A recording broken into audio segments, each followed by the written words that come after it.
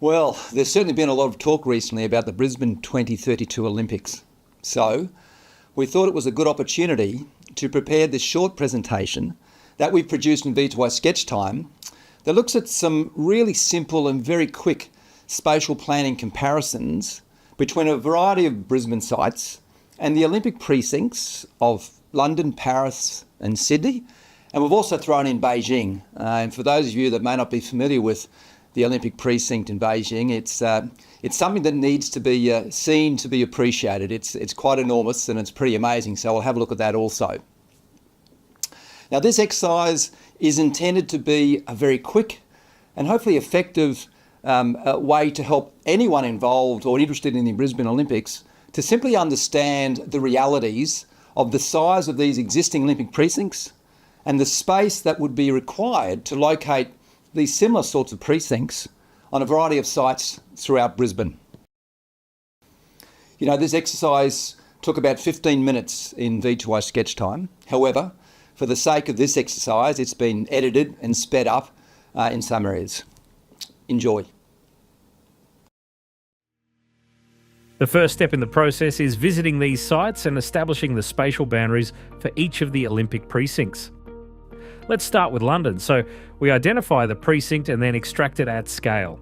We can also do this with any elements of the precinct, such as the stadiums themselves. Once we have uploaded to the Olympics project in V2i Sketchtime, we are ready to go. We have identified the 6 sites of the Olympics project with tags that you can click on to fly over to. Let's start with the Gabba. We will turn off the 3D base data so we just have a 2D image. Here is a simple analysis of the London Olympic Stadium in 2D sitting over the Gabba. And here is Paris. Let's now look at the precincts themselves, starting with Sydney. Then on to Paris. And here is London. Because V2i Sketchtime is web-based, we are also able to integrate all of the Google features to assist with our discussion.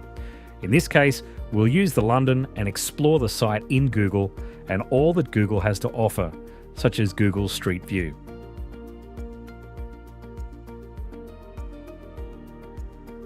And just as an eye-opener, here is the Beijing Olympic precinct overlaid at the same scale. We are also able to do the same with any 3D model or 2D overlay that the design team may have or you can find on the internet. In this particular case, we are dragging a 3D model of the London Olympic Stadium over the Gabba and using the existing spatially accurate photogrammetry to help everyone understand the impact of how this facility would sit over the current Gabba Stadium. In addition to this very simple space planning exercise, we can also draw upon the many layers of publicly available data and turn those on, once again to help all involved make more informed decisions. In this particular case, we are turning on the rail networks and major transportation corridors. We can then also use one of our many real-time decision-making tools to help with informed discussion. For instance, how far away the new Wollongabba Cross River Rail train station is from the stadium, or indeed how far away is Brisbane International Airport, and how long will it take to drive there? Let's now have a look at Victoria Park, and here we will just simply overlay the various Olympic precincts, starting with London, then Paris, followed by Sydney.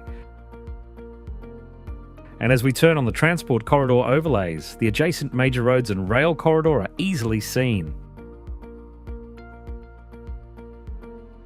The Queensland Sports and Athletics Centre is next site to explore. Firstly, we can overlay the London Stadium in 3D. Now let's take a look at the precincts, starting with London. Then Paris, followed by Sydney. Once again, here are the transport and infrastructure corridor overlays. The real-time measurement tool shows us the closest train line is in the order of 4 kilometres from the stadium and the airport is 31 kilometres away. North Shore is another area that has been spoken about. Let's take a look. Here is the London Olympic Stadium in 3D. Let's now overlay the 2D precincts, starting with London, then Paris, followed by Sydney. Let's have a look at the rail and road infrastructure. Now let's go over to Boondall and the home of the existing Brisbane Entertainment Centre. We will just look at the precinct planning exercise here, starting with London, then Paris, followed by Sydney. When we turn on the transportation corridors, you can see the existing Boondall train station adjacent, only 700 metres from the centre of the site. Another area is some land more closely associated with the Brisbane domestic and international airports. Once again, we will just look at the precinct planning exercise here, starting with London, then Paris, followed by Sydney.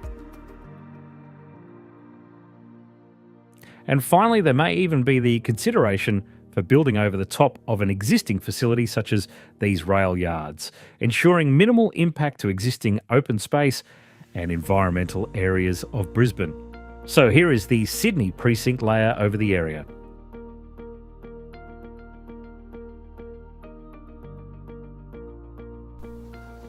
Well, there you go. We've been able to get the cogs turning and, importantly, provide you with just a small sample of the sorts of tools that are available now to help everyone involved have more informed, equitable, open and transparent discussions. And as I mentioned earlier, to do this very quickly and very easily in the virtual world to help us all get to the right outcomes in the real world sooner. Take care and bye for now.